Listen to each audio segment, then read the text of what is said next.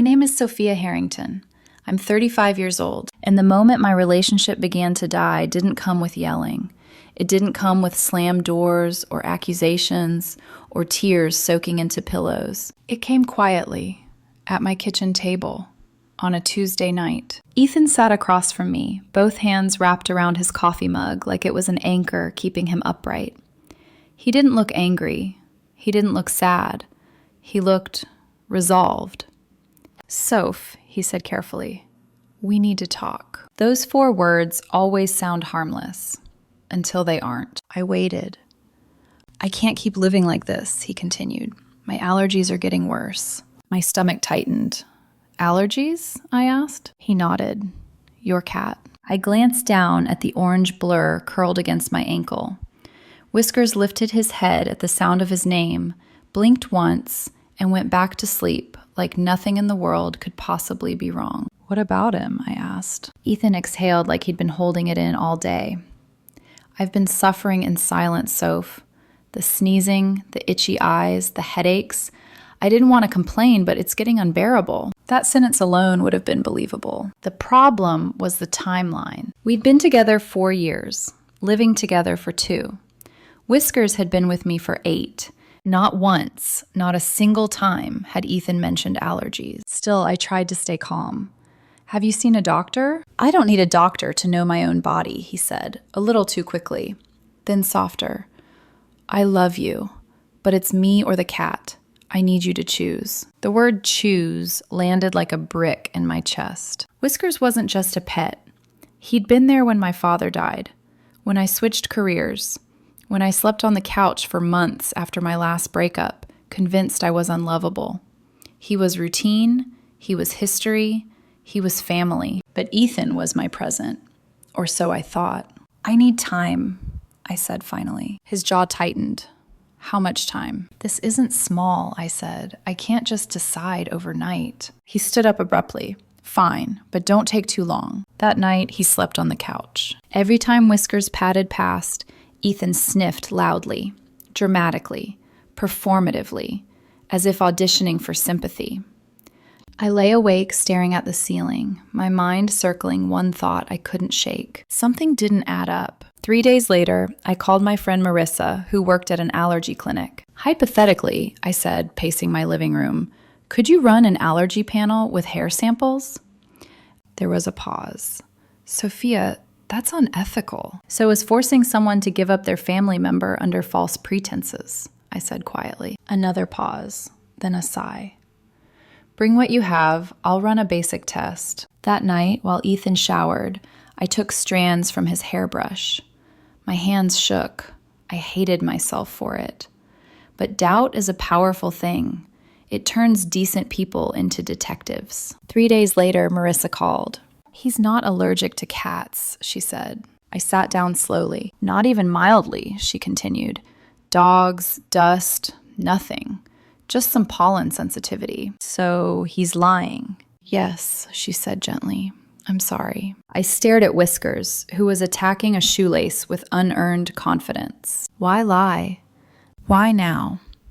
That's when I stopped arguing and started watching. Ethan began taking calls in the bathroom with the water running. His phone suddenly had a password. He started running errands that resulted in no groceries. Fridays became work dinners. Then came Thursday. Ethan left for work at 8:10 a.m. At 8:34, I heard a key in the lock. The door opened. A woman stepped inside, mid-20s, confident, carrying takeout like she belonged there. She froze when she saw me. Sorry, she said. Ethan said, "I live here," I replied. Her face drained of color. "He told me you were his roommate." The truth settled between us like broken glass. I glanced toward the bathroom. "Is that your toothbrush?" I asked quietly. "The blue one?" She nodded. "We've been together 3 months. 3 months. The same month Ethan started suffering. I didn't scream. I didn't cry. I just knew. Whiskers stretched, yawned, and hopped onto my lap. And in that moment, I understood exactly why Ethan wanted him gone. The woman stood frozen in my entryway, her fingers tightening around the paper handles of the takeout bag like it might disappear if she let go. "I didn't know," she said quickly. "I swear. He told me you were barely ever home, that you were moving out." I believed her.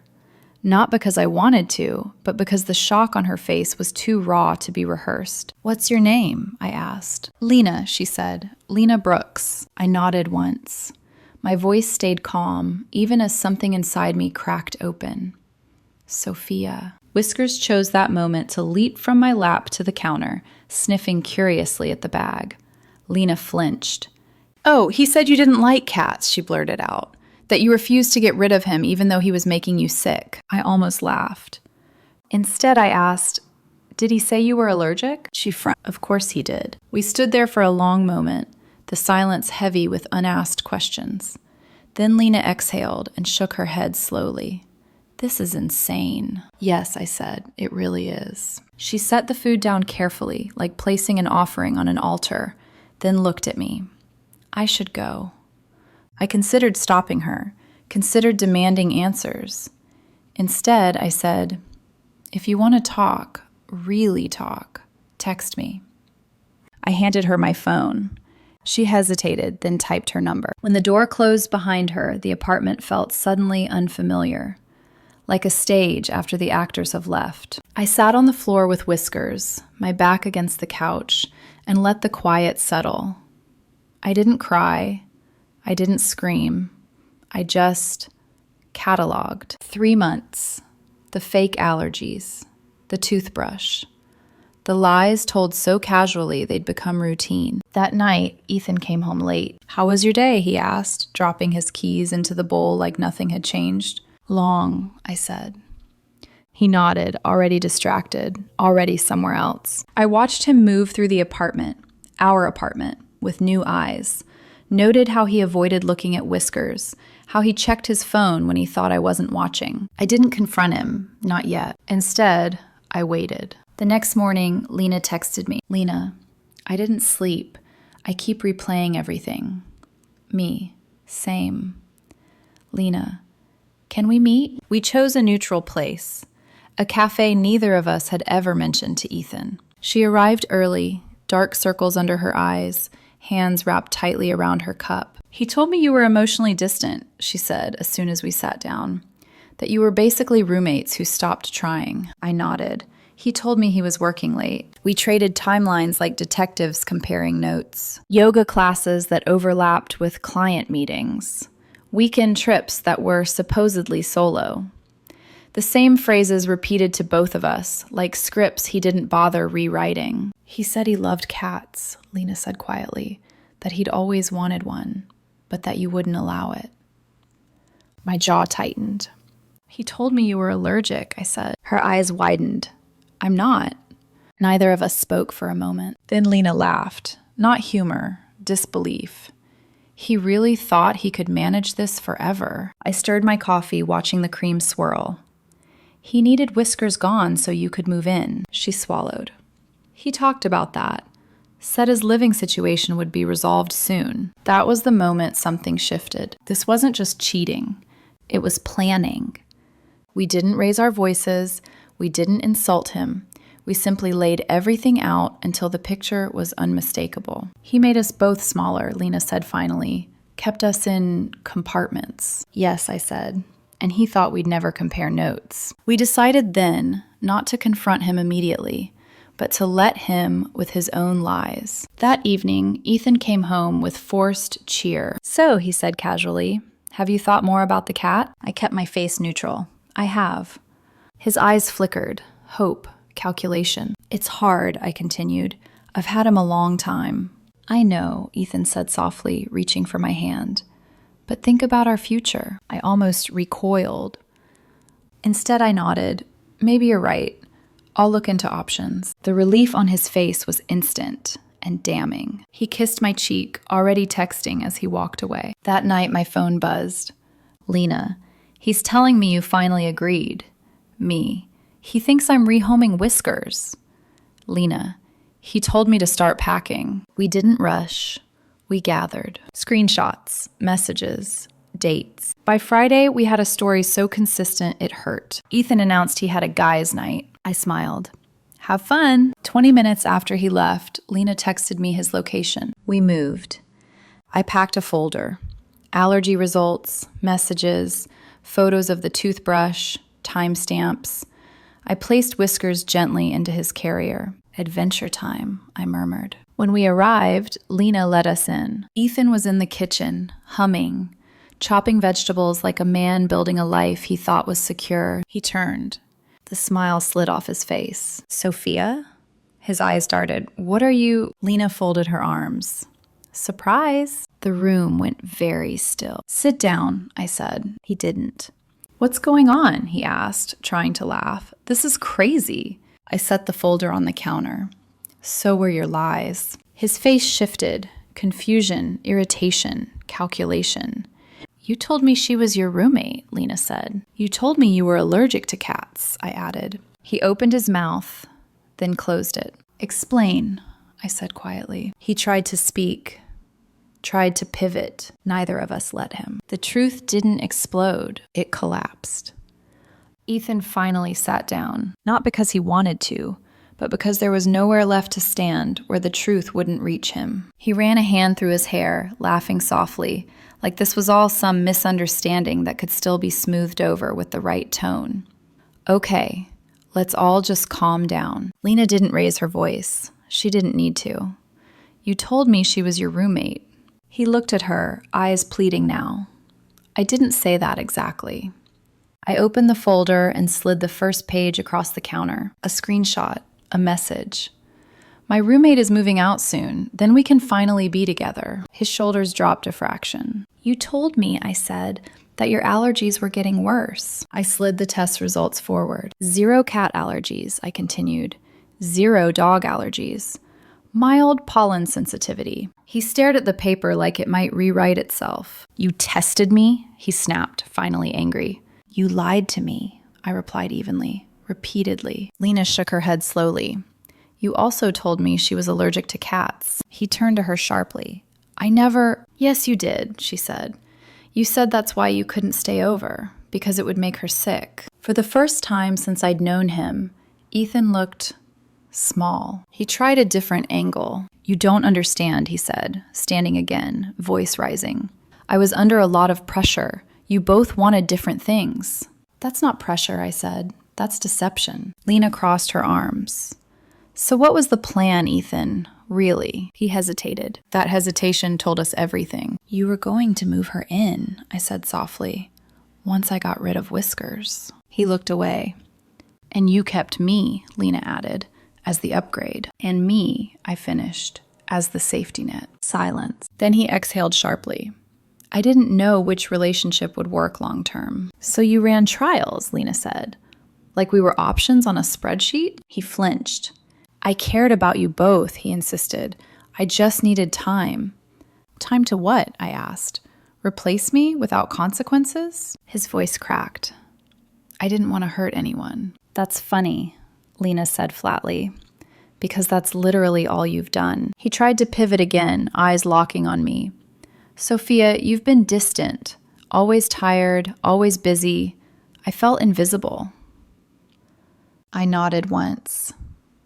So you cheated. And you, he said, turning to Lena, you were exciting. You listened. You made me feel wanted. Lena laughed once, sharp and humorless. You mean I didn't know you well enough to see through you yet? He opened his mouth. I raised my hand. We're not doing this. He looked between us, realizing, finally, that there was no side he could choose that would save him. You lied to both of us, I said. You manipulated both of us. And you tried to make me give up a living being who has never lied to me once. Lena added quietly, you made me feel like a secret because you said you were protecting me. He slumped back into the chair. This is entrapment, he muttered suddenly. You two planned this. We compared notes, I corrected. That's what happens when you lie. I'm calling the police, he snapped, reaching for his phone. This is harassment. Go ahead, Lena said. Explain how your girlfriend and your other girlfriend figured out you were cheating on both of them. He froze. Then came the tears. Real tears? Maybe. Or just another tactic. I was confused, he said, voice shaking. I loved you both. You loved what we gave you, I replied. Stability and excitement. You wanted both. And the cat? Lena asked. That was cruel. He swallowed. I couldn't have you over with it around. I'm not allergic to cats, Lena said slowly. My mom has two. He stared at her. You told me you were, she continued. You lied about that too. His mouth opened, closed. For a moment, I almost felt sorry for him. Almost. Then I remembered the nights he exaggerated his sneezing, the way he watched me struggle with the idea of giving Whiskers away and said nothing. I think we're done here, I said. He looked up sharply. You can't just leave. Watch me. Lena grabbed her bag. I picked up Whiskers' carrier. Ethan stood suddenly, knocking his chair over. You're ruining everything. No, I said calmly. You did that all by yourself. He followed us into the parking lot, voice rising, swinging wildly between rage and desperation. I'll fix this, he shouted. I'll tell everyone what you did. Tell them the truth, Lena said, for once. A neighbor leaned out a window. Someone started filming. You'll regret this, Ethan yelled. Both of you. I didn't respond. I buckled Whiskers into the back seat. He meowed, confused but calm. As I pulled away, I saw Ethan standing there, hands in his hair, shouting at nothing. Lena texted me later that night. Lena, I'm blocking him. Me, same. Lena, thank you for believing me. Me, thank you for not letting him rewrite reality. I got home and started packing. Everything of his went into trash bags. Clothes, shoes, electronics. While doing it, I found things he never meant for me to see. A second phone. Receipts from trips he claimed were work-related. A notebook. I opened it. Pros and cons lists. My name. Lena's name. Under mine. Stable income. Owns place. Reliable. Cat. Emotional attachment. Under cons. Routine. Distracted. Boring. Under Lena's. Fun, spontaneous, great sex. Cons. Rents, student loans, might not commit. I closed the notebook slowly. He hadn't loved either of us. He'd evaluated us. At 11:47 p.m., my phone buzzed from an unknown number. Ethan, you can't lock me out. I live there. Me, you're not on the lease. Ethan, I get mail there. Me, take it up with a lawyer. At 2:13 a.m., headlights flashed outside. He loaded his bags into a car with a friend, both of them glaring up at my window. I waved. Whiskers sat beside me, tail flicking, entirely unbothered. The storm wasn't over, but the lie had finally been exposed. Monday morning arrived like nothing had happened. Sunlight filled the apartment. Whiskers demanded breakfast. My coffee tasted the same. The world, infuriatingly, kept spinning. At 9:17 a.m., my phone rang. Diane Cole. Ethan's mother. I stared at the screen for a full 5 seconds before answering. How dare you, she said without greeting. How dare you throw my son out like garbage? I closed my eyes. Good morning to you too, Diane. He's on my couch, she continued, voice shaking with outrage. Crying. He says you ambushed him, that you conspired with another woman to humiliate him. He cheated on me for 3 months, I said evenly, and tried to force me to give up my cat so he could move his other girlfriend in. There was a pause, then a scoff. Relationships have rough patches. A rough patch isn't a double life, I replied. You were emotionally unavailable, she snapped. You pushed him away. So that justifies lying, I asked. Manipulation? You women always want perfection, she said. Men make mistakes. I ended the call. She rang back immediately. Voicemail. By noon, the social media posts started. Ethan painted himself as the victim. A man betrayed, set up, emotionally abused. He didn't mention Lena. He didn't mention the lies. He didn't mention Whiskers. People I barely knew messaged me. How could you choose an animal over a relationship? You went too far. This feels cruel. I responded once, just once. I posted screenshots. Messages about handling the cat situation. Promises that the roommate would be gone soon. The comments stopped. Friends deleted their posts quietly. Some apologized privately. Ethan doubled down. On Wednesday, security called me at work. There's a man here claiming to be your partner, the guard said carefully. He says you stole his belongings. I sighed. That would be my ex-boyfriend. I went downstairs. Ethan stood in the lobby, eyes red, voice raised just enough to draw attention. Sophia, he said, like we were still something. Please, we need to talk. There's nothing to talk about. You stole my laptop, he insisted. My watch, my documents. You took everything you owned, I said. You just didn't like how it looked in trash bags. He stepped closer.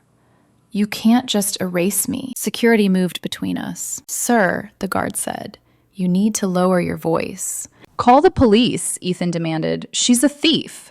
They did. The officers arrived, already tired. He told his story. I showed the evidence.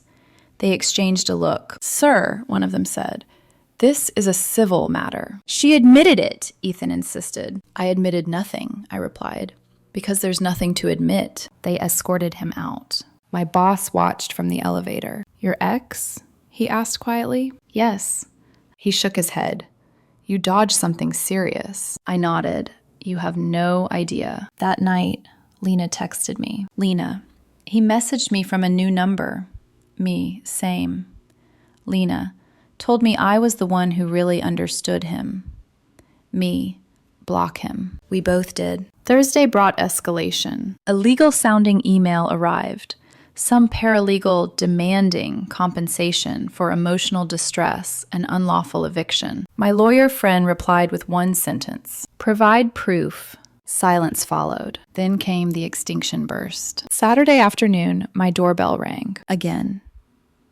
And again. I looked through the peephole. Diane, Ethan's sister Ashley, and a man I didn't recognize. We're here for Ethan's things, Diane shouted. He got everything already, I replied through the door. He owns furniture here. No, he doesn't.